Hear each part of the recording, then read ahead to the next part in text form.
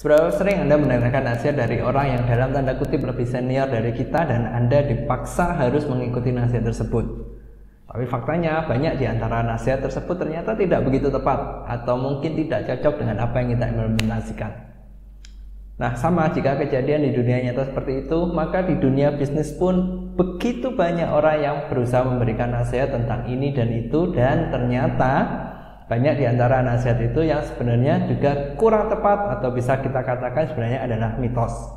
Dan hari ini kita akan membahas tentang 5 mitos dalam dunia bisnis yang seharusnya tidak perlu kita dengarkan. Mitos yang pertama adalah untuk sukses dalam berbisnis kita harus menjual sebuah produk yang memiliki harga yang murah. Semakin murah tentu akan semakin bagus. Dan hal ini ternyata adalah sebuah mitos yang begitu populer, begitu besar, tapi juga begitu salah. Mari kita buktikan. Yang pertama, coba Anda perhatikan, begitu banyak perusahaan yang besar di dunia ini, tapi berapa banyak dari mereka yang benar-benar mengimplementasikan hal ini? Atau berapa banyak dari mereka yang mempunyai produk yang begitu murah sehingga menjadi besar? Jawabannya adalah sangat-sangat sedikit.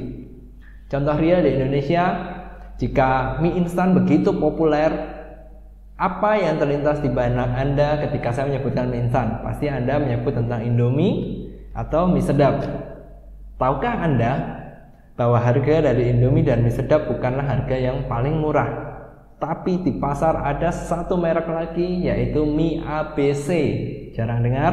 Sama, saya juga jarang dengar. Tapi faktanya mie ABC ini jauh lebih murah daripada Indomie dan mie sedap. Tapi mana yang lebih terkenal? Mie ABC kah? Atau mie Indomie atau mie sedap? Jawabannya tentu Anda sudah tahu.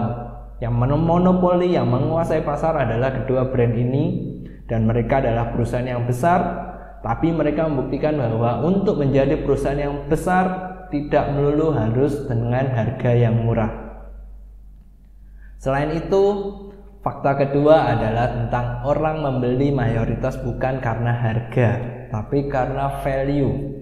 Coba Anda ingat baik-baik, seberapa sering Anda berbelanja, Anda membeli suatu produk yang melebihi budget dari yang Anda tetapkan. Saya yakin Anda pasti sering. Kenapa Anda melakukan itu? Tentu jawabannya karena Anda melihat value-nya, atau mungkin Anda sekedar tertarik karena emosi dan Anda membeli produk itu.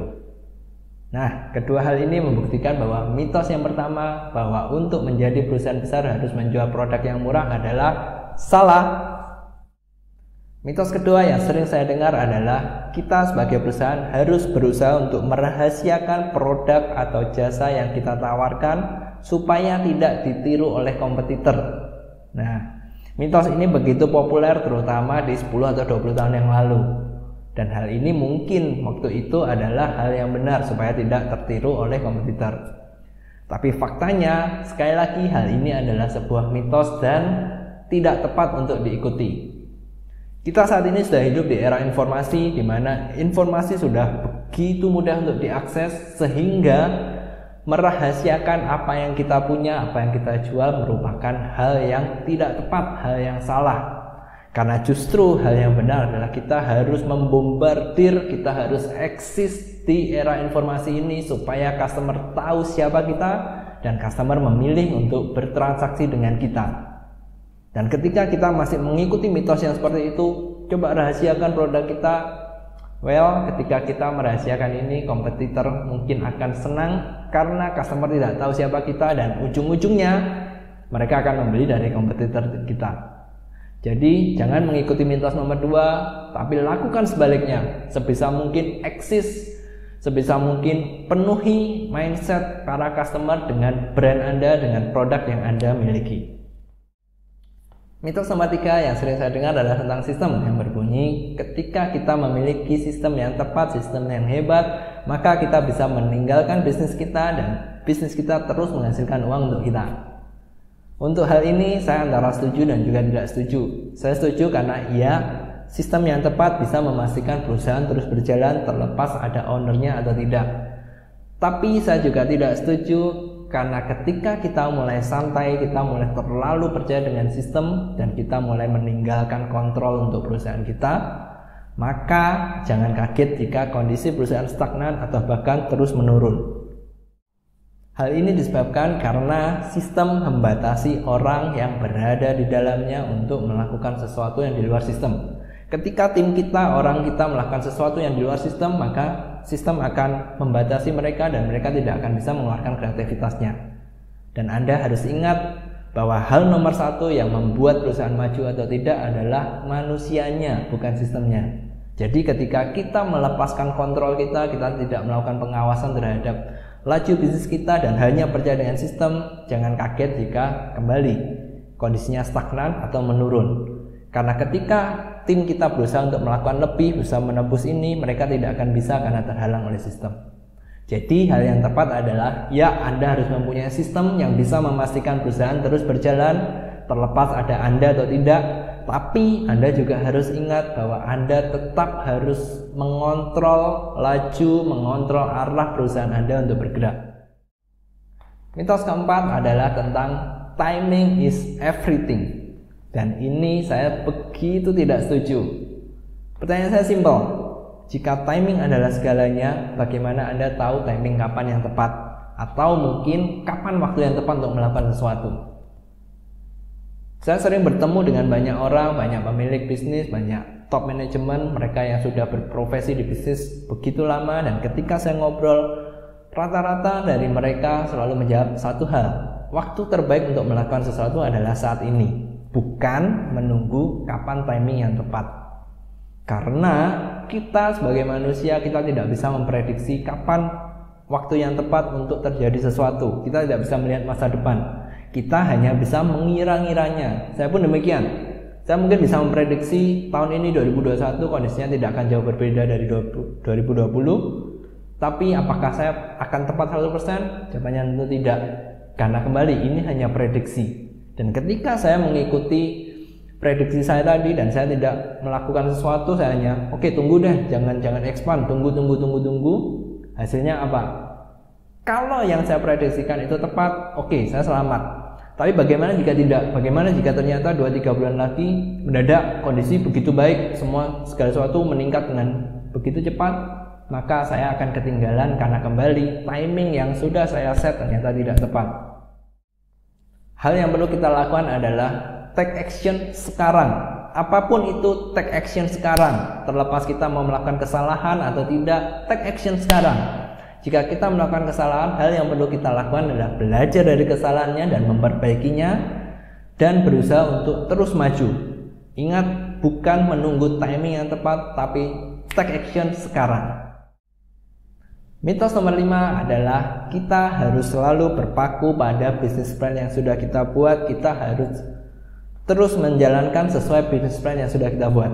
Dan hal ini merupakan sebuah mitos yang begitu salah.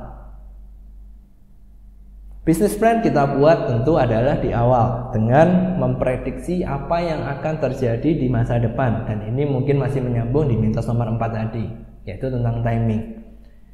Hal yang ingin saya sampaikan sama, kita tidak pernah bisa memastikan apa yang terjadi di masa depan. Ya, kita bisa memperkirakan apa yang mungkin terjadi, tapi tidak ada jaminan semua 100% pasti benar. Untuk itu, hal yang harus kita lakukan adalah kita harus mempunyai bisnis plan. Oke, saya setuju, tapi bisnis plan ini hanya menjadi acuan. Hal yang harus kita lakukan adalah menjalankan bisnis plan ini, tapi jangan kaku. Jika Anda merasa perlu mengganti, perlu penyesuaian sedikit demi sedikit, lakukan itu. Hal yang perlu kita pastikan kita tetap berada di dalamnya, bukan di bisnis plan-nya, tapi di visi kita, misi kita, alasan kita mempunyai perusahaan ini. Saya punya ilustrasi yang menarik tentang ini. Jika Anda seorang fans dari olahraga, tentang basket, tentang sepak bola, Anda pasti tahu ada yang namanya jeda. Dan jeda ini merupakan jeda yang paling krusial untuk seorang pelatih. Karena pada umumnya seperti ini, sebelum pertandingan seorang pelatih pasti sudah mempunyai strategi apa yang digunakan dan mereka akan menjalankannya di awal. Tapi kembali, tidak ada 100% hal yang pasti. Ketika strateginya ternyata tidak berjalan lancar, timnya dalam kondisi susah, apa yang dilakukan? Yaitu melakukan perubahan pada pertengahan babak, waktu istirahat, atau melakukan time out. Dan hal ini akan menjadi titik balik karena ketika mereka adjust, mereka melakukan perubahan, mereka bisa melakukan hal yang berbeda dan memberikan hasil yang lebih baik. Dan sama seperti bisnis, pelatih ibaratnya adalah kita seorang business owner, seorang top management. Kita sudah mempunyai strategi di awal berupa business plan kita, tapi ketika segala sesuatunya tidak berjalan sesuai yang sudah kita cantumkan, jangan ragu untuk melakukan time out, jangan ragu untuk melakukan perubahan strategi untuk memastikan kita bisa mendapatkan hasil yang sudah kita set dalam business plan kita. Jadi kata kuncinya adalah jangan berpatok hanya pada business plan. Ketika kita di tengah jalan kita butuh melakukan perubahan, lakukan itu. Tapi hal yang perlu kita pastikan adalah kita harus tetap berada di dalam visi dan misi yang sudah kita bikin. Kita harus berada di apa yang ingin kita capai dari bisnis yang kita dirikan. Jadi ingat, bukan bisnis plan-nya tapi visi dan misinya.